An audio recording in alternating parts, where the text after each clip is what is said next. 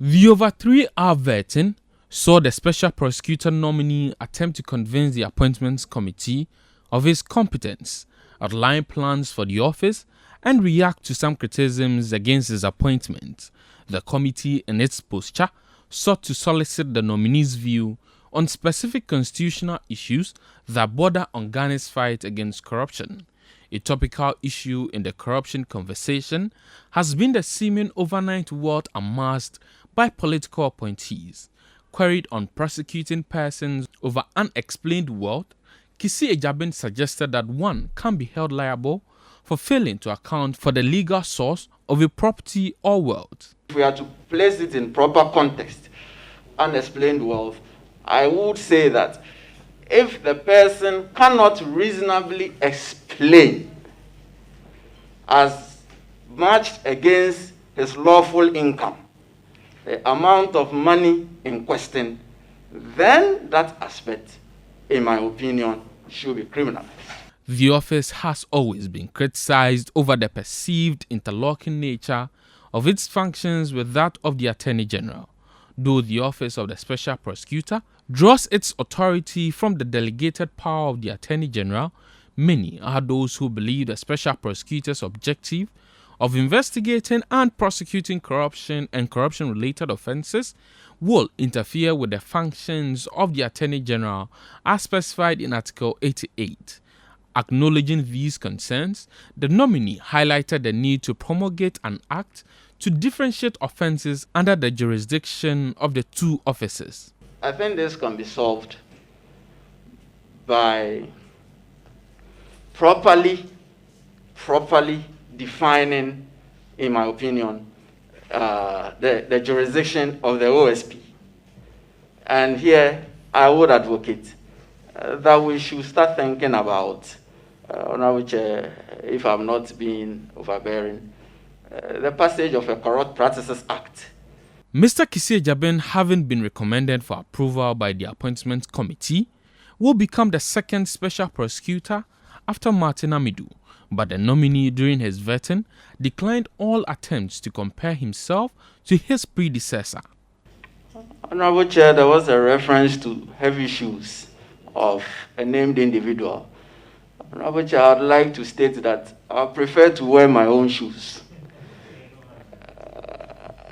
In the sense that I am my own man and I'm coming with my own experiences and professional training. In this quest, my conscience and my learning of the law are going to be my guide. He further expressed confidence in courting the support of the president in the line of his duty, even if he is to apply the Anas principle, which has been criticized by leading members of the NPP.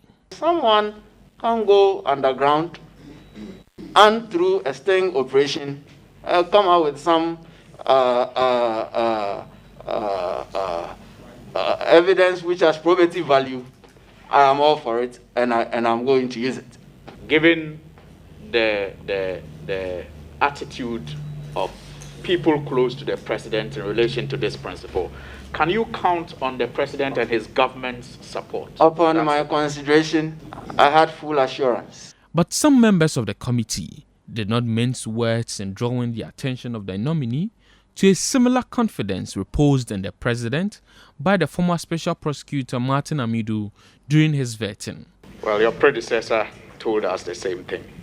As I keep saying, I won't be wearing his shoes. I'll wear my own shoes. I'm just putting it on record that he told us the same thing and now he's saying something different. So I wish you well, though.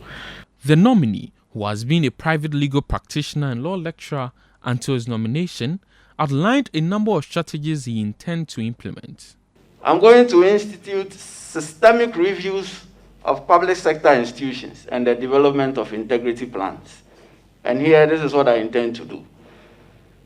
Why can't we have our own corruption perceptions index, for instance?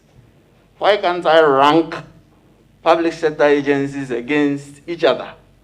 And at the end of the year, publicize the results as to which institution is performing well and which institution is not performing well.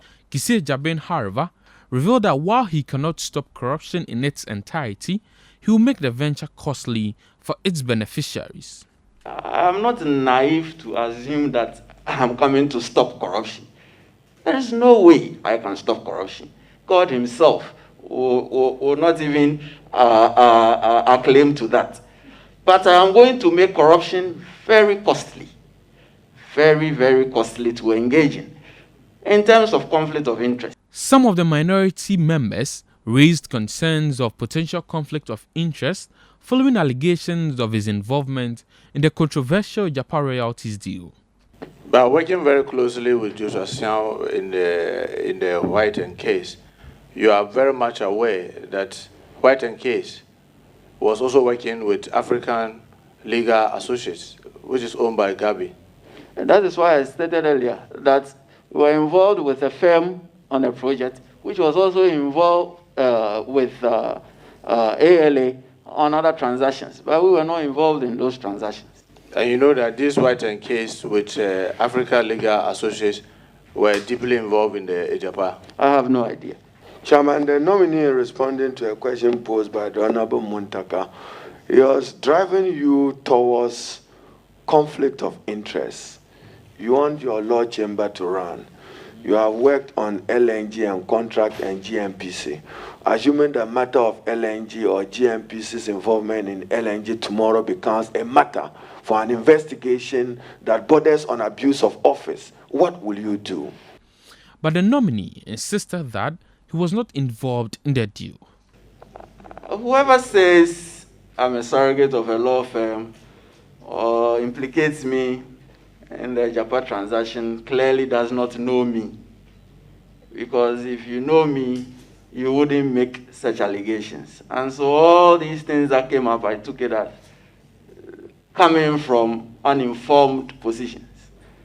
Because I was not involved in the Japa transaction in any form or manner, by any stretch of the imagination, however fertile.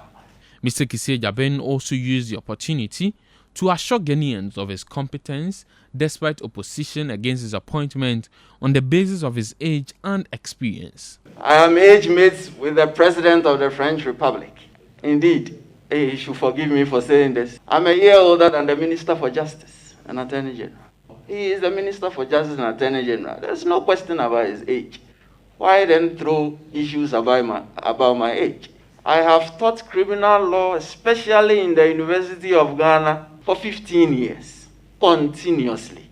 I see, if I'm not mistaken, some of my former students around this table.